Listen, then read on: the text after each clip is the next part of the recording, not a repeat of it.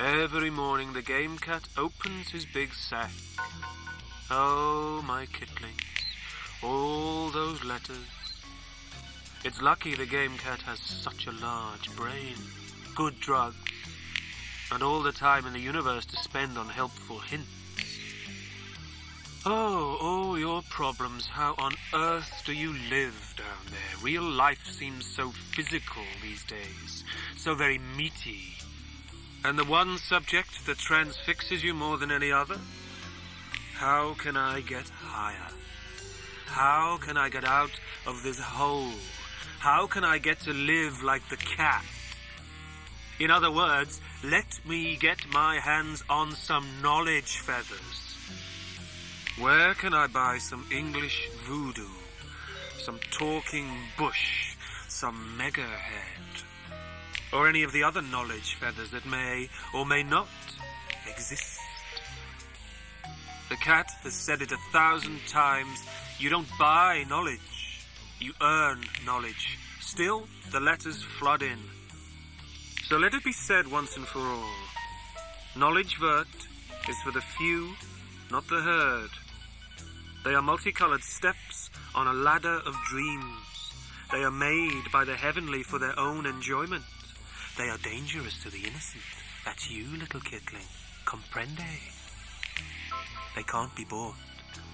If someone offers to sell you one, believe me, it's a fake. It's a pirate copy. Pirates don't give knowledge. They just steal your money and bring you grief. Because invariably these cheapo mixes are infested with vipers. And if you don't know what vipers are, you shouldn't be within 1,000 miles of knowledge Vurt. This is your final warning.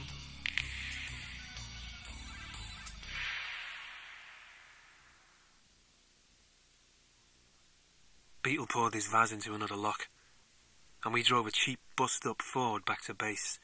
We were feeling pretty high. What with the afterglow of the sex shimmy and the voodoo feather held tight in me fingers. There was laughter and craziness in the car, and every street lamp brought a dazzle to the knowledge feather. It was black, pink, and gold in me hands, and the gold was the most beautiful. We rode into Rusholme Gardens like warriors. Twinkle was waiting for us. She'd got into the flat somehow, through the tight security. She was sitting on the couch, super cool, chewing on a choc, you fat. Scribble, get that baby out of here, the Beetle said. Well, I tried, but I failed miserably. The kid wasn't budging. It was like someone had smeared her ass with anti-vaz. Twinkle smiled. I'm in the gang now. I've swapped with Bridget. Mandy started to laugh. Let's do it, B. And then the Beetle was moving to the table, stroking Vaz into the flight to the voodoo feather. And then he stroked it into Mandy's mouth. Try this for size. Oh, God, I'm melting. She took it like a robo-pro.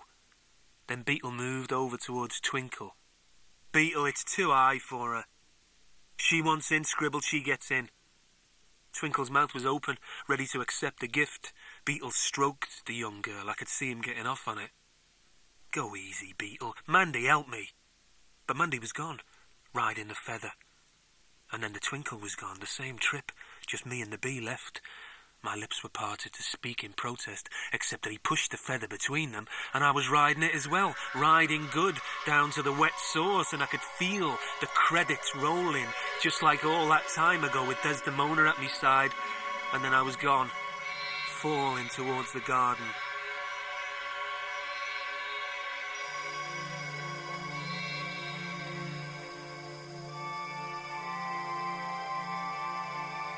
Welcome to English Voodoo. Expect to feel pleasure. Knowledge is sexy. Expect to feel pain. Knowledge is torture. The garden was serene and beautiful, quintessentially English, just like I remembered, with burbling fountains and a mass of flowers growing wild, overflowing their beds. The Beetle and Mandy were walking hand in hand through the flowers, like young lovers do. Twinkle was breaking off a flower head, bringing it to her nostrils. She was smiling, feeling the perfume stroking her. Carly Dog was chasing butterflies through the briar patches, getting covered in petals. Shit, beetle had stroked the robo-dog too. No matter. We were all there, having a good time. Knowledge was seeping from the flowers like the breath of pollen. The world was blissful. It took all I had just to keep from drifting away. I was looking for the gardeners, the ones Desdemona and I had joined the last time, or the bird in the trees, but the garden was empty. Just us stash riders in there, wandering amongst the flowers. The garden was empty. It didn't feel right. A movement in the grass, down at my feet.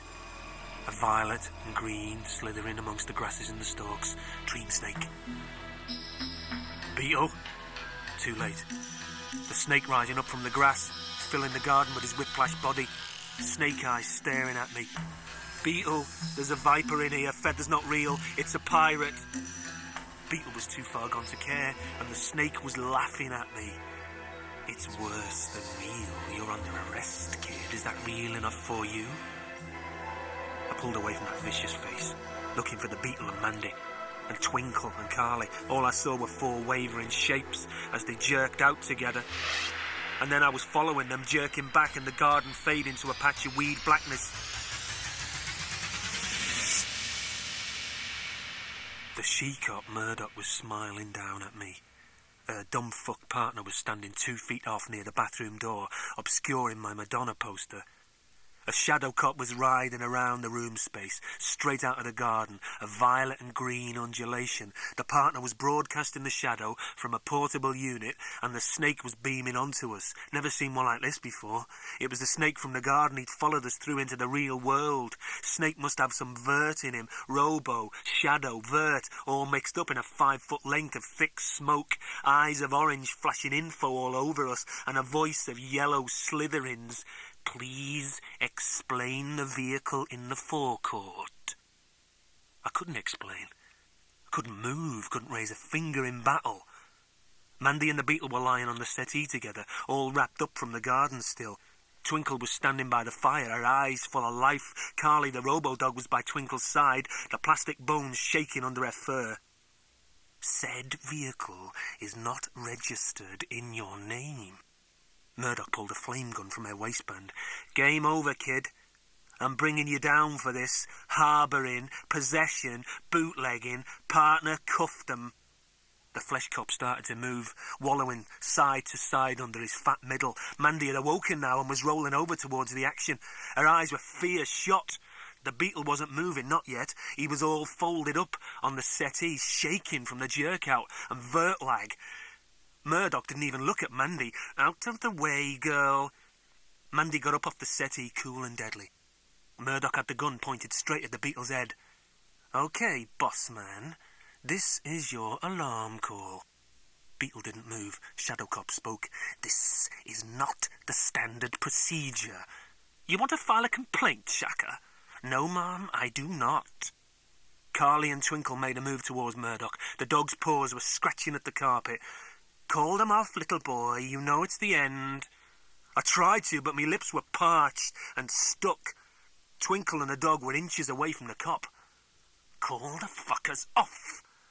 The gun was locked between Murdoch's fingers, aimed with a raging full-on, dead set on the back of the beetle's head. This is where he is, the hero, when you need him the most, fast asleep on an old worm-hive settee. I got one cuffed, Murdoch. It was the partner speaking. My eyes made a quick glance. There was Mandy, all cuffed up to one of the fatso cop's wrists. He was looking pretty pleased with himself. Most probably never met a girl like Mandy before. Guy was going to find out. Twinkle and the dog were close to the moment now, except they didn't know what to do, how to handle it. Back off, Twinkle.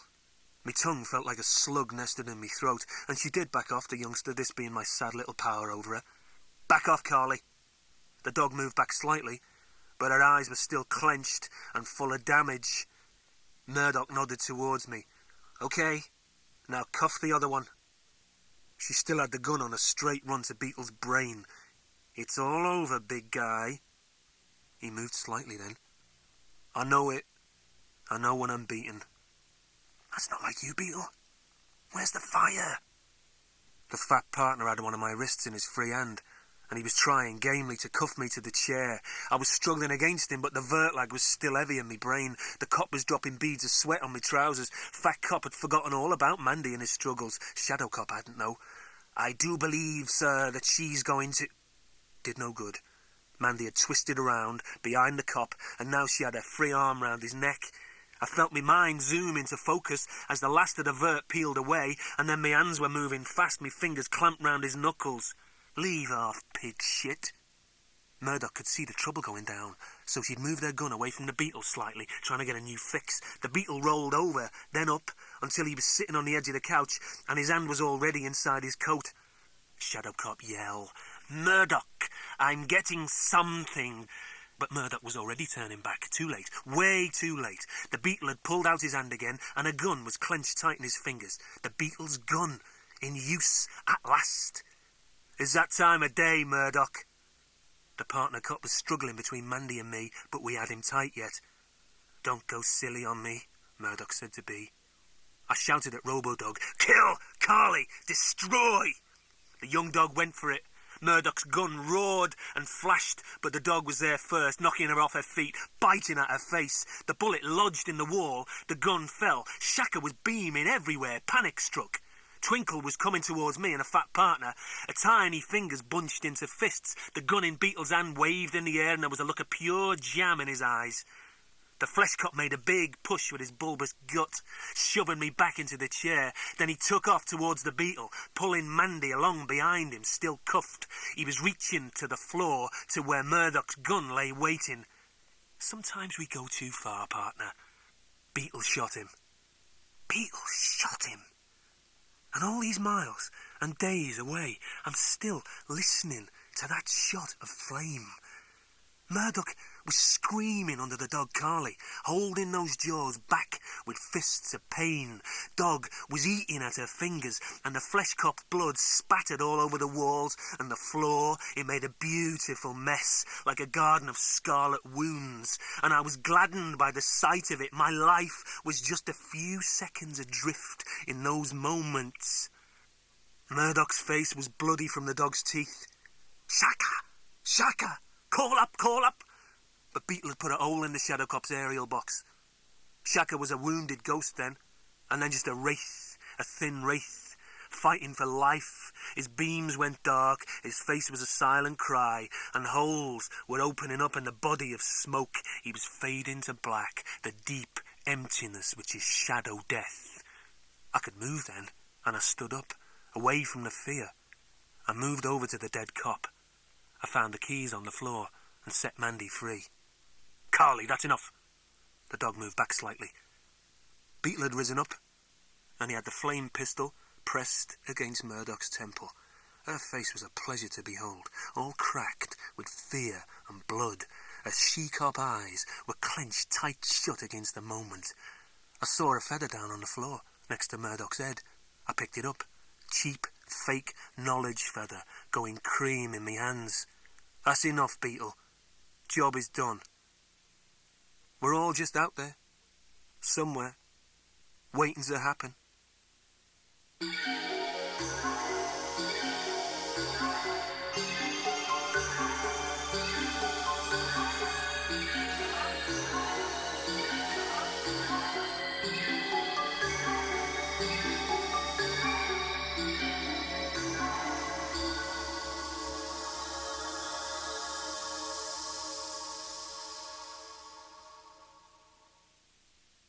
Day 21.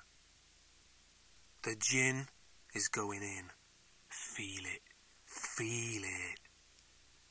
Two hands, separate, but in time with the big rhythm, working the Siamese decks.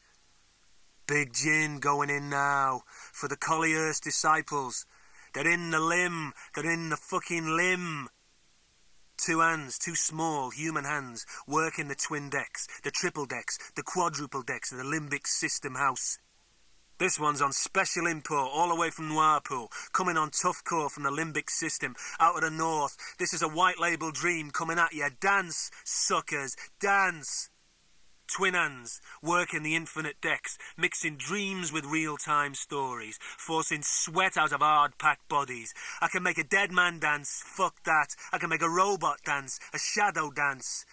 I was looking through the booth glass, watching the submasses moving, groin to groin, or just on their own. Men, women, real or vert, robo or smoke. I'm moving them all. At last, the whole congregation, all of the various shapes of existence, moving to the latest remix from the interactive Madonna. Inky MC's talking to you, live and direct from the space between the beats, all the way to the floor. Step up lively now, dance on it. And the house was misting over, side swaying in step to the house fuel. You got 'em, Ink! Twinkle was over in the corner eating a base burger from a plastic tray. You got 'em going, and good! Hey, listen, it's early yet. Watch this.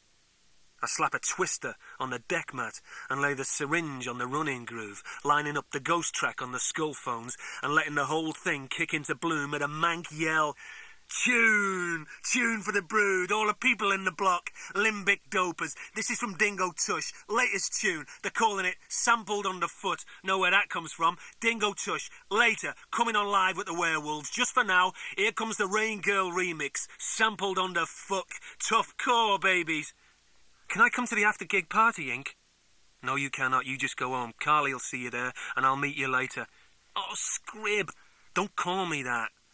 The noise was coming on loud as I flexed the decks right up to Ultimax. People are moving, grooving, improving, super smoothing. From over in the dark corner, Carly, the robo bitch, was howling to the music, and I plugged her in direct to the flex, mixing her barking in with the beats. Crowd was soaking in it, howling at the full moon lighting patterns. People were near to rutting just because of my music, and I was loving it, loving the power when there's a knock on the door.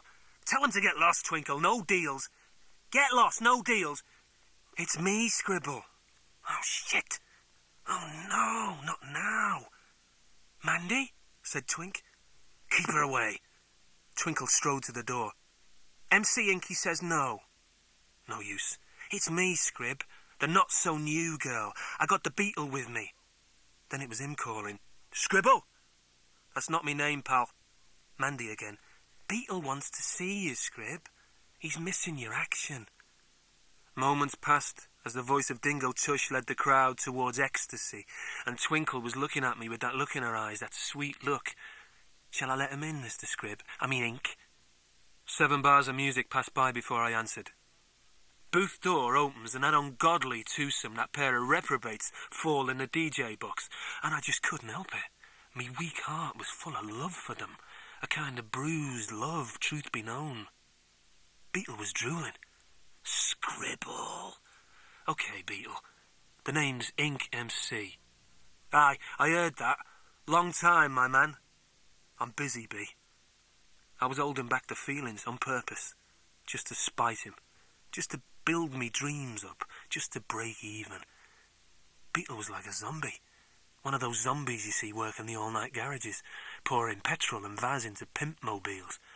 Eyes full of fumes, blood knots and boredom. Never seen the bee look bored before. I had to turn away. How you sailing, Mandy? Hanging on, Scrib. Her hair was as red as the skin of a postbox, and it sure made me tremble. What you doing here? Said he wanted to find you, said he wanted to get up close again. Damn right, Scrib. I shook me head. Stash riders are dead. Beetle's mouth opened and closed like a thermofish chewing on some sick blood. Just then Dingo Tush came on the stage with his pack of players, the werewolves. They were a ragged collection of hybrids, robo-dogs, shadow dogs, girl and boy dogs. They struck up a loud noise, full up on wolf howls and furry beats, and I managed a good fade on a mixer despite the anger flooding me system. The dogman was working the crowd up to a slobber, his fur swinging back and forth to the beat of his dog drummer. Tune was called Bitch Magnet, and his rap was barking. You making a living doing this, Scrib? No, not really, just about. Plug us in, Scrib. No way. Go on, Inkman, to the base. You're not getting round me. I've got some Vurt. Good Vurt. I'm going clean. Don't tell me you're still looking for that corpse, Scrib. The anger came through then, into me eyes, causing tears to form there. I think you should fuck yourself silly, Bee, and then get out of here. Come on, man, plug us in. Let's taste the bass. Come on, the scrib. Deliver for once. Deliver it. Okay, the Beetle. You want it? Come get it. Hope you choke to death on it. I had the 5-pin plug in my hands and I was shaking as I fed it, straight to the gate. The Beetle was wide open at the mouth and his gums were bleeding as I rammed the bass flex home. And then I was turning it up, turning the bass right up, way past the legal limits. Brood went crazy, pumping it as the bass kicked in and the Beetle was dancing in the air as the heavy waves pounded his system. Seemed like his body was about to burst. He was calling out my name, calling me to stop the bass from going any deeper. Babe, it's going all the way. Know that feeling? I'll bet.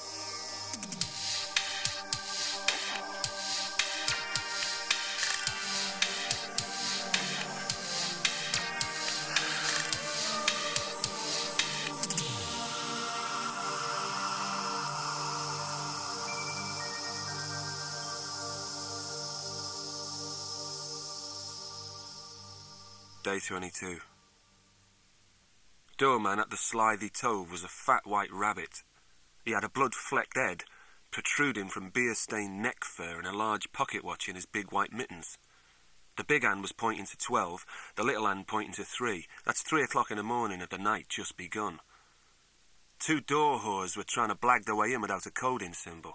Rabbit was dealing him grief. I flashed me laminated access all areas after gig party pass. Around the edge of the pass ran the slogan, Dingo Tush, Barking for Britain Tour, presented by Das Uberdog Enterprises. I pushed through the slithy portals, through the hole in the earth, along the shelves of jam, all the way through the corridor of hanging-on ligarettes, straight to the crush. Must have been 500 people in there, that small space. Friends, lovers, enemies, husbands, wives, second cousins, groupies, agents, roadies, managers, fur dressers, bone buriers, flea pickers, glitter dogs and litter men, DJs, VJs, SJs, mothers, smothers, ex-lovers, record pushers. All the entourage of Dingo Tush. I walked into the crush and was driven up and lost, plugged in, straight off, with a whiff of bliss. You just can't get away from it. The love is clinging.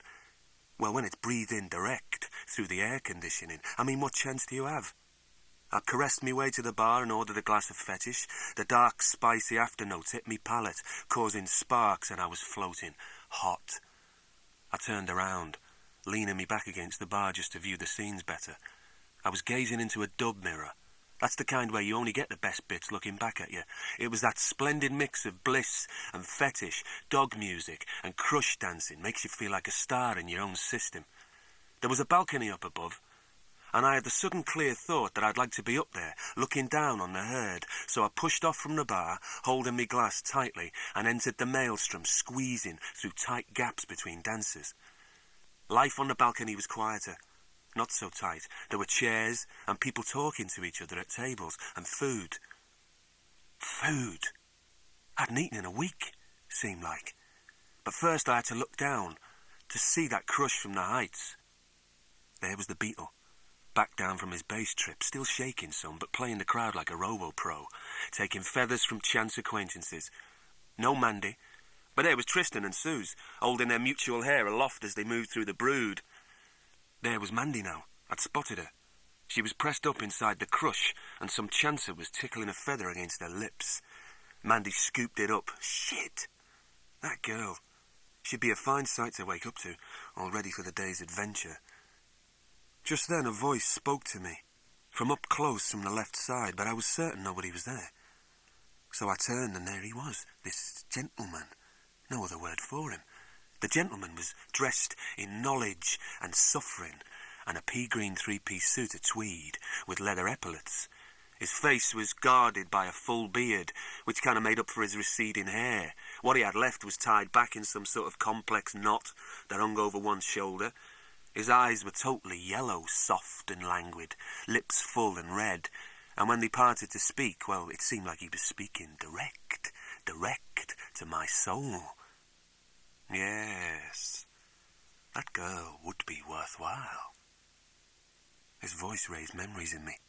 feelings I couldn't place like I'd heard before, but hadn't paid enough attention to it.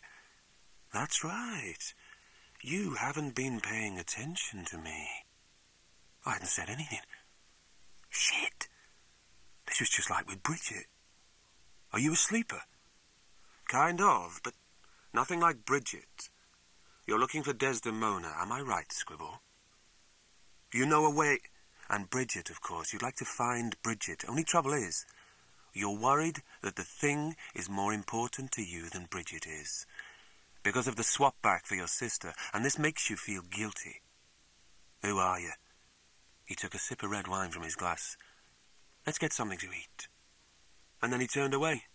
I turned to follow, but sometime, during me turning, the gentleman had vanished. I was looking all around trying to catch a glimpse of him. He just didn't exist anymore, and it made an emptiness in me heart, the kind you just don't need to feel. I was feeling so empty inside, and food was all I could turn to. The table was sagging under the weight of dishes. It was a spread of joy. My mouth was dripping. There were the tiny wings of larks, stewed in pig's blood. There were the ink sacs of squids, leaking onto a bed of palms. And there were the encrusted eyes of virgin lambs, smothered in dark filaments of horse bread, deep-fried in shadow oil. Overseeing the feast was the slithy tove-edged chef, with his long, vazzed back hair and his sunken cheeks, flecked with stubble, and something about his eyes, some bad need there. Tuck in, crew cut. Relish it. I will. Hey, this is good. Yeah, just tell him Barney made it. Barney the chef. Remember that? Will do. And then Beetle was beside me, building a plateful. Seen much of Murdoch these days, Scribble? I'm keeping low. Oh, sure. Playing to a full house of dog turds at a Limbic club. That's real low, baby. Tristan, my man. And Sue's in tow. And then the guy was gone, walking a jagged line towards the hair-locked couple. I watched as he embraced them, stroking their locks with his long, vase-covered fingers. The crusty couple was stroking him back, in turn, and all I could do was watch, totally missing the scene. I turned away from the love, took a turn in step, backwards, away from Beetle, into empty space. The gentleman was waiting for me there, with his three-piece pea-green suit and his wisdom. Don't let him get to you, Scribble. Tell me your name. You know who I am. Yeah, I know you. But from where? He read me thoughts. That's enough for now. Is the thing still alive? I asked. Still alive. So is Bridget. How come you know all this? Because I am watching the world go by. Where's the thing? I think you should work that out for yourself. Tell me. He was looking at me. Yellow eyes. That look of deep recognition you only get once in a while. He started to speak, but then his eyes flickered away to the right, over my shoulder. I turned around, and there was the Beetle and Tristan, hugging each other, except that Tristan had no time for the Beetle. No time at all. Instead, he was staring, deep and pointed, straight into the eyes of the gentleman. No one else could see him. I realised that then. Only me and Tristan. What's happening? His eyes turned back to me full of pain and suffering. It's like this, Scribble. You've got the poison. It's inside you. The snakebite. I don't know how you got it. Some have got it, most haven't. Those that do, they should use it. You're not using it. I'm confused. So was I, your age. One day you find it. One day you realise. The world slips into place. You'll get there. Like how? But the gentleman was doing that slipping away trick again. Scribble, said Beetle. Come here, let's chat. Beetle had given up on Tristan and homed in on me once more. He was all nervous and fearful, and this was rare enough to cause me to stare back hard at him. He couldn't give me stare back. He couldn't give it back. Beetle couldn't look at me. Not without flinching. Wonders of the world. He forced his eyes to mine. I've got something for you. He pulled his baccy box from his pocket and placed it in my hands. It's for you. Beetle had carried his drugs in this old black cherry, rough shag tin box from the days of our time at Droylsden State, high school for unachievers. Within its closed-up darkness he'd carried jammers and vase, fluff and shadows, feathers and haze, all the things he could lay his hands upon. Contained within all of his dreams, his treasure box. I can't take this, B. Open it up. Box opened with a satisfying click and a nice feel in the hands, and I expected to find a real mess in there, a jungle of dark drugs. Instead, a single feather lay on a bed of cotton wool. Feather was a deep blue-black with a sheen of pink. I picked it up with shaking fingers, loving the way it fluttered in my hands, like the dream bird was still using it, flying the Vurt waves. I turned it over to read the white label. Tapewormer. He pointed at it. Des is in there. Well, you know, kind of. And here's me trying to give up. Oh, it's just for... Guy couldn't say it. I know, old times. Stash riders. Right. And he turned away. Back to his old self. He made his way back to the food bench, telling Barney, the chef, he was a cool genius in the kitchen of the gods. Forgiveness. It was forgiveness the beetle was asking for. And my heart melted. You don't need that. The gentleman was back again. You need the gift, but not the Vurt. And why not? You don't need feathers. You could tune in, direct. This has happened already, yes? You've been there, slipping in and out. Things had been going strange for me lately. Lots of little slips, in and out of states. It felt just the same when I was getting the horns in. This isn't all there is. The edge was scary and I was living on it. No, not living on the edge. I was living inside the edge. Young man, the edge is real and you don't know how close you are. To what? To the step. To where you lie. Your place, your proper place. The dream world. Featherless. I like it here, on Earth. Desdemona is waiting for you. You know I never lie. Take a look. And the gentleman led me, gently, to the balcony, where I gazed down upon the crowd. And there was Desdemona, waiting there in the middle of the crush, perfectly still, a yellow blouse flecked with blood, and her face scarred and cracked. Sister was beckoning from the dance floor, her two arms outstretched, urging. I turned back to him. Tell me who you are. But his eyes were over my shoulder, and I turned round to see Beetle and Suze hugging each other, but Tristan just looking, straight on, right into the eyes of the gentleman. It was a look of love, that kind of doomed love that never leaves you alone. Tristan will tell you who I am, the stranger said. Cat? Game cat? But he was gone. Cat was gone. That feeling again, that emptiness. I peered over the balcony, searching for Desdemona. Her scarred face was misting over, dissolving like the dreams of love into the crowd, into the Vurt. Losing her. Losing. Things we want the most. Things that slip away. And then I was taking the stairs, 3 at a time, dodging the rung dancers, heading down to the floor and the fading sister. I was pushing into the crush, but they were welded tight now. I think I threw some poor wraith aside as I squeezed through. The world was closing up and I ran straight into the arms of Bridget. Bridget. That smoky shape I'd seen on the outskirts from above. Now she was in my hands, and the smoke was rising from her skin, way beyond what I was used to. She pushed away from me, back into the arms of her dancing partner, a handsome boy with curly brown hair. Bridget! I called out. I caught just a glimpse of recognition in her eyes, and then she was gone, fading away in a wave of smoke. And a new face of scars taking her place amongst the crush, face of Murdoch, she-cop, dog-torn, penetrating, real. Moving through the crowd like a demon.